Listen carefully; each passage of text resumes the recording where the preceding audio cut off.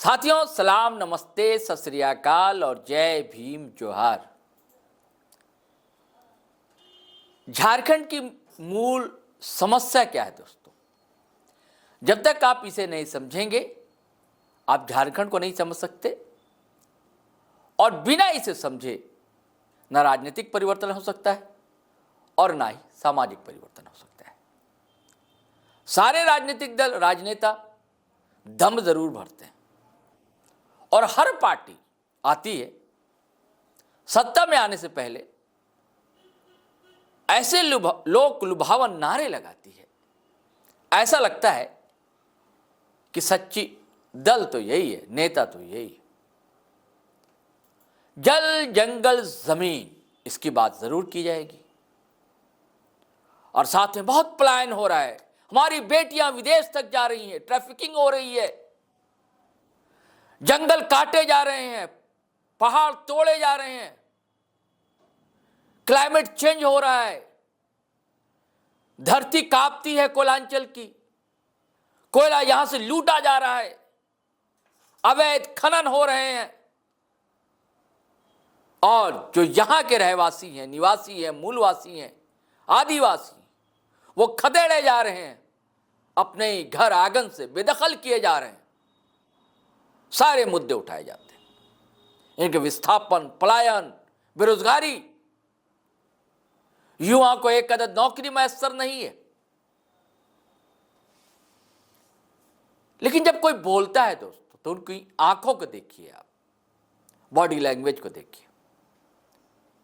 अगर आपकी दृष्टि तीक्ष्ण है तब बोलते समय ही पकड़ सकते हैं कि ये किसी नेता का कितना ईमानदार वक्तव्य है या वो राजनीतिक बयानबाजी कर रहा है या वही वादे और आश्वासन दे रहा है। मुझे इकबाल का शेर याद आता, खुद ही को कर बुलंद इतना कि हर तकदीर से पहले, खुद ही को कर बुलंद इतना कि हर तकदीर से पहले खुदा बंदे से खुद पूछे, बता तेरी रजा क्या है। रजा यानी कि चाहत। अपने आप को बुलंद कीजिए, तभी कोई भी नियंता अगर है उसे भी लगेगा कि बता तू चाहता क्या है आखिर। दरअसल ये जो शेर है दोस्तों, मैं समर्पित करता हूं और समर्पित इसलिए कर रहा हूं एक ऐसे युवा को जिसके अंदर एक जिद है, जो 24/7 जिसे कहते हैं ईमानदारी से जनता के बीच रहता है,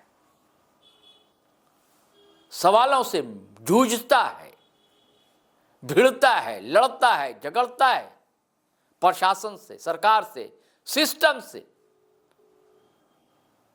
अब लोकल लैंग्वेज है दोस्तों, फाड़ कर रख देंगे टाइप का मामला होता है दोस्तों। अभी टाइगर जयराम महतो पलामू के दौरे पर लातेहार में थे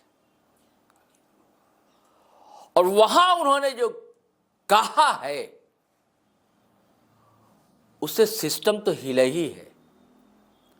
जो माफियागिरी करते हैं ना लोग और माफिया का समर्थन करते हैं खुलेआम, उनकी पिल्ली चमक गई है। हिल गए हैं माफियागिरी करने वाले और खास करके कोयला माफिया के लोग। करें तो करें क्या, बोले तो बोले क्या, ये वाली स्थिति। कारण ये है कि बिना सत्ता के संरक्षण के ऐसा हो ही नहीं सकता है। और टाइगर जयराम ने कमजोर नब्ज पकड़ ली और वो दबाते रहते हैं रह रहकर, और उससे सिस्टम में बेचैनी होने लगती है, उनकी धड़कनें जो है बढ़ने लगती है। और टाइगर जयराम महतो ने धड़कनें बढ़ा दी। इस वीडियो में 2 वीडियो है दोस्तों, दोनों आपको सुनाऊंगा। लेकिन उससे पहले आपसे गुजारिश है कि अगर आप पहली बार आए हैं हमारे चैनल पर तो सब्सक्राइब कर लीजिए और इस वीडियो को तुरंत शेयर करना शुरू कर दीजिए, ताकि फिर बात आपको समझ में आ जाए दोस्तों। क्योंकि मैं कहता हूं ना कि बात समझनी है तो सुननी तो पड़ेगी। तो 2 वीडियो है दोस्तों। पहला वीडियो लातेहार में जनसभा जो हुई, वहां जो कहते हैं टाइगर जयराम महतो, और उसके बाद हम पत्रकारों से जब रूबरू हुए और सवालों की बौछार जब पड़ती है उन पर, तब कैसे बरसते हैं वो आप सुनेंगे। तो चलिए पहले आम सभा में उनके भाषण को सुनिए, उसके बाद सुनवाते हैं। बिल्कुल यही हमारा दुर्भाग्य है। और आज मुझे एक बात कहने से गुरेज नहीं है। जब यहाँ रहते हैं तो लोगों ने जिक्र किया और हमने भी पढ़ा है कि लातेहार एक नक्सल प्रभावित क्षेत्र है। नक्सल प्रभावित क्षेत्र हमारा तो चाची भी है, हमारा पीरटान भी है, हमारा डुमरी और नवाड़ी का हिस्सा भी रहा है। पारसनाथ तो इलाका ही नक्सल प्रभावित रहा है। लेकिन मैं उस समय बहुत छोटा था और लोग कहा करते थे, आज भी कहते हैं कि जब नक्सलवाद मजबूत था, करप्शन, कंपनी, इनका मनमानी जीरो लेवल पे। मैं बिल्कुल नक्सलवाद का समर्थन नहीं करता हूं। असंवैधानिक कार्य है, असंवैधानिक संगठन है। लेकिन जो सच्चाई आज भी गांव में लोग कहते हैं कि जब नक्सलवाद चरम पे था, वीडियो कॉल में 1 रुपया घूस ले गरीब आदमी से। तो सच में अगर लातेहार में नक्सलवाद कभी था और आज जरा भी है, उसका डर जनता में नहीं, उसका डर कंपनी के अधिकारियों में दिखना चाहिए।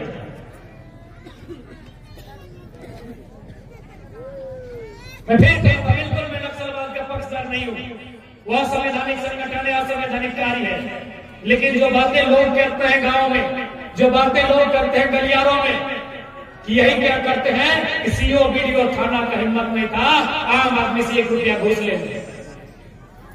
तो कानून की जो व्यवस्था है, जिस व्यवस्था में एसपी है, जिस व्यवस्था में डीएसपी है, जिस व्यवस्था में इंस्पेक्टर है, जिस व्यवस्था में सब इंस्पेक्टर है, जिस व्यवस्था में दरोगा है, जिस व्यवस्था में डीसी है, जिस व्यवस्था में एसडीओ है, जिस व्यवस्था में बीडीओ है, आप इस व्यवस्था से तो नक्सलियों की व्यवस्था अच्छी।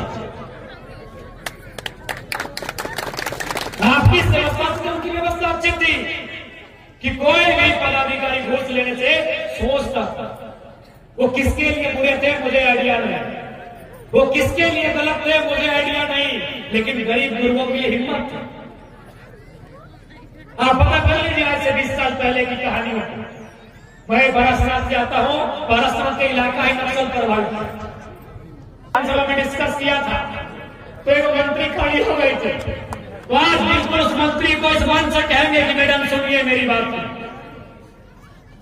कि आप उस समय खड़ी हो गई क्योंकि आप विदेश में पढ़ी थी और तुरंत उनका देखा ठेकेदार उनका हालत खराब कर दिया।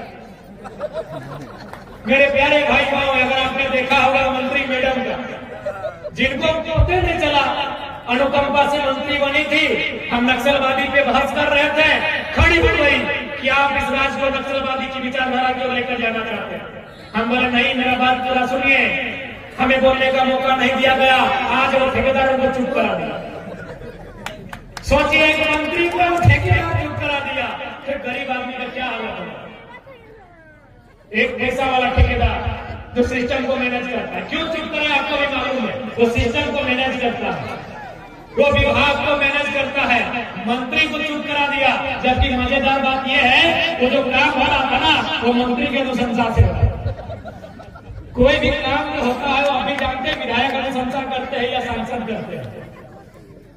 तो स्वाभाविक है, हमको पूरा विश्वास है जिस मंत्री को फटकार लगाया गया उसी मंत्री का अनुशंसा से वो काम हो रहा था। तो वही मंत्री जी को हम कहेंगे कि सोचिए कि एक पैसा वाला मंत्री का वैल्यू नहीं लगाया तो गरीब आदमी का क्या हालत होगा। इसलिए मैंने कहा कि जब नक्सलवाद का उठाव था गरीब आदमी के साथ बुरा नहीं होता था, प्रखंड थाना अंचल छतर कांप उठता था। और मेरा समर्थन भी किया गया। भले वो विदेश की पढ़ी लिखी मंत्री को समझ में नहीं आया, लेकिन इसी पलामू प्रमंडल के सबसे बुजुर्ग मंत्री राधा कृष्ण जी ने खड़े होकर मेरा समर्थन किया कि जयराम बाबू जो बात को कहना चाहते हैं उसको आप लोग समझ नहीं पाए। ये कहना चाहते हैं कि अगर विधायिका की प्रणाली कमजोर होगी, यदि कार्यपालिका की प्रणाली कमजोर होगी, यदि हमारी व्यवस्था जिससे ये राज्य चल रहा है अगर वो कमजोर होगी तो नक्सलवाद की प्रणाली आज भी मजबूत हो जाएगी। यदि आप न्याय नहीं कर पाएंगे तो न्याय के लिए कोई रास्ता ढूंढना होगा। तो इसलिए आज बहुत दुख की बात है, बड़े शर्म की बात है कि आज हमारे ही इन पुलिस भाइयों को ये कंपनी के दलाल रैयतों के खिलाफ आके खड़ा कर देते हैं। और ये अंग्रेजों के काल से यही होता आया है। उस समय ईस्ट इंडिया कंपनी थी, आज बीपीआर कंपनी है, आज मगध संघमित्रा है। ये इतिहास से होता आया है। जब जब किसानों ने अपनी आवाज को उठाया है, जब जब अपनी जमीन को बचाने के लिए, जब जब अपनी अस्मिता को बचाने के लिए, जब जब अपने हक अधिकार की लड़ाई लड़ी है, हमारे कुछ भाइयों को उधर से हमारे खिलाफ खड़ा कर दिया जाता है। इसलिए मैं तमाम पुलिसकर्मियों को कहना चाहूंगा, जितने भी पुलिसकर्मी हैं, आप किसी राजा के बेटे नहीं है, आप अंबानी अडानी के दामाद नहीं है, आप एक मिडिल क्लास फैमिली से हैं। इस बात को याद रखिएगा। इसलिए जब जब कोई विस्थापितों का आंदोलन होगा, आप अपनी ड्यूटी कीजिएगा, ज्यादती नहीं कीजिएगा। आपको हम कहना चाहते हैं। मैं तमाम पुलिस भाइयों को कहूंगा, पदाधिकारियों को कहूंगा, इंस्पेक्टर है या दरोगा है या पटवारी है, ये जितने भी पुलिसकर्मी आए हैं, जब जब आंदोलन होगा रैयतों का, जब जब आंदोलन होगा विस्थापितों का, आपका डंडा केवल आपकी ड्यूटी के लिए होना चाहिए, विस्थापितों के हौसले को कमजोर करने के लिए नहीं होना चाहिए। आपको मैं स्पष्ट कहना चाहूंगा, क्योंकि जिस दिन आपका सामना भी विस्थापन से होगा, जिस दिन आपका सामना विस्थापन से होगा, याद रखिएगा, आप अपने हाथ में जो सरकार ने यह डंडा दिया है, इस डंडे को छोड़कर आप बंदूक उठा लेना। इतना दर्दनाक होता है विस्थापन का पीड़ा। ये लाइन में विशेषकर उन सरकारी भाइयों को कहूंगा जो पुलिस प्रशासन से जुड़े हैं, जो दरोगा है, जो सिपाही है, जो बीडीओ है, जो डीएसपी है, जो थानेदार है, मैं ये लाइन उनके लिए कहूंगा, जिस दिन आपका सामना विस्थापन से हुआ, आप अपनी वर्दी को छोड़कर अपने हाथों में जो डंडे सरकार ने आपको दिया है, इसको छोड़कर आप भी बंदूक उठा लेंगे। इतना दर्दनाक होता है विस्थापन की। इसलिए आपको भी समझना होगा, ड्यूटी कीजिए, ड्यूटी का आपका हम सम्मान करते हैं, आदर करते हैं, सत्कार करते हैं, लेकिन ड्यूटी में आप इतने भी मजबूर मत हो जाइएगा कि आपको मजबूर किसानों पर लाठियां चलानी पड़े। और यही सीएम कह रहे हैं कि 50 गाड़ी कोयला बंदूक की नोक पर निकाल लिया जाता है, वहां दिखाइए, हम आपकी शाबाशी करेंगे, आपकी बहादुरी का। ये लोग आपको सलाम करेंगे। ये जो डीएम कह रहा है कि बंदूक की नोक पर 50 गाड़ी कोयला माफिया रफ्तार निकाल के ले जाते हैं, तो मैं पुलिस महकमा को कहूंगा, मैं तमाम पुलिस महकमा को कहूंगा, आप अपनी बहादुरी, आप अपनी जाबाजी वहां दिखाइए, जनता आपको सलाम करेगी। साइकिल वाला के पीछे पीछे आप लोग परेशान रहते हैं। कभी भी साइकिल वाला की घर की हालत देखिएगा मेरे पुलिस भाइयों। एक टोपी वाला चचा, ठीक है पुलिस की नौकरी कर रहे हैं, ना बोला, लेकिन साइकिल से चलो देख ले कि घर वाला 50-50 मिनट सब गलत बात। हम एक ही विधायक है जो विधानसभा में बात उठाए हैं कि झारखंड के पुलिस जितने भी पुलिसकर्मी है, उनका वेतन बढ़ना चाहिए, उनका जो वर्दी भत्ता है, उनका जो भोजन भत्ता है, वो 4,500 से लेके 11,000 बढ़ना चाहिए। तो हम आपका विधायक आपका भी है। आपको अगर लगे कि आपका वेतन कम है, मेरे पुलिस भाई और बहनों, जितने भी खाकी वाले हैं, यदि आपको लगे कि आपका सरकार आपका वेतन, आपका पगार, आपका भत्ता कम दे रही है, अरे हम आपके लिए विधायक है, विधानसभा चलेगा, वेतन बढ़ाने का, भत्ता बढ़ाने का बात उठाएंगे। ये 50 टका वाला काम की करा जाएगा, लेकिन सब पब्लिक को हम थोड़ी बोले, नहीं बोले।